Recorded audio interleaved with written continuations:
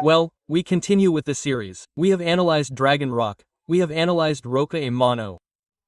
Now it is the turn of a more common rock, at least here in my city, in Tarragona. These are rocks, I call them river rocks. I think we could also categorize them within the rocks, pebble rocks, I think they are called. They can be found, well, both in nature, in rivers, in lakes, and in garden centers, which I have also seen. Characteristics of this rock. Well, as you can see, it is gray. It can have different tones, okay? If the light allows it, I think you can see it. For example, this one is darker, this one is lighter, these two are darker, this one has a slightly greenish tone. Well, I have used that one in an aquarium, it is dirty, okay?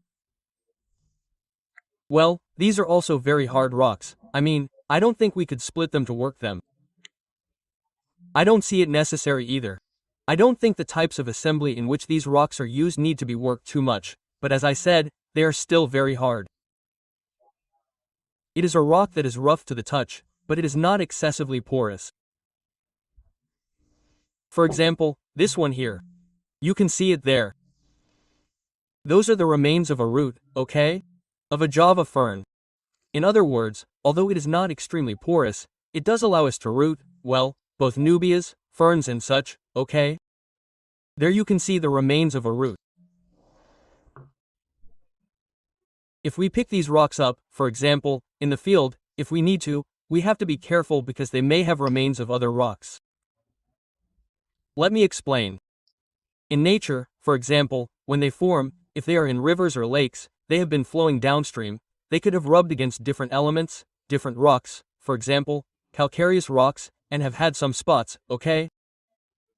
As we can see here, for example, of calcareous rocks. With a simple hydrochloric acid test we could know if a rock is 100% compatible or not. I have been testing different rocks of this type and very few have reacted to the hydrochloric acid. The rest have not had any problems, but you should know that it doesn't hurt to test them a little. As you can see, there are different sizes. There are even larger ones, but that depends on each assembly. This one, for example, is like this flat. Look. Okay, having said that, let's move on to the tests. For example, the iron test. Here we have the typical magnet. I have tested these rocks many times.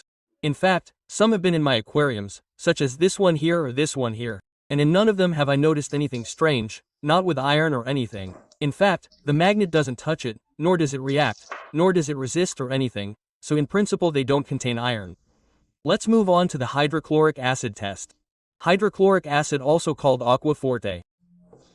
Okay, let's add a few drops.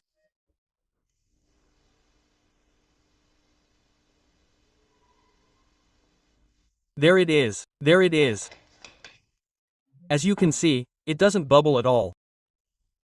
This already tells us that it is a rock that would be valid for aquariums. And let's do the other tests. Well, as always, this is the test aquarium. In this case I have put 2 river rocks and I'm going to start with the tests. In this case the TDS is 58. There it is. 57-58. Let's leave it at 58. Come on, friends. After a week of testing, here are the results. The TDS on the first day was 58, with a pH of 6.5 and a GH and KH hardness of 1. On the second day, which is when you could see if there had been a sudden change in parameters, the TDS was 61, up a few points, with a pH of 6.5, a GH of 1 and a KH of 1. In other words, on the second day the aquarium practically didn't even notice that we had added new rocks. And then on the 7th day after a week the TDS, as you can see, had gone up to 66. The pH remained unchanged at 6.5 and so did the GH and KH. What does that mean? The aquarium didn't even notice that the rock was there. The TDS is almost unnoticeable, the pH and hardness haven't changed at all, so this type of rock would be suitable for all types of aquariums. If you can think of a setup that works with this type of rock, go ahead. Well, if you liked this video, give it a big like and remember that up here I've left you a playlist where I analyze more rocks for aquariums. Come on, see you in the next video.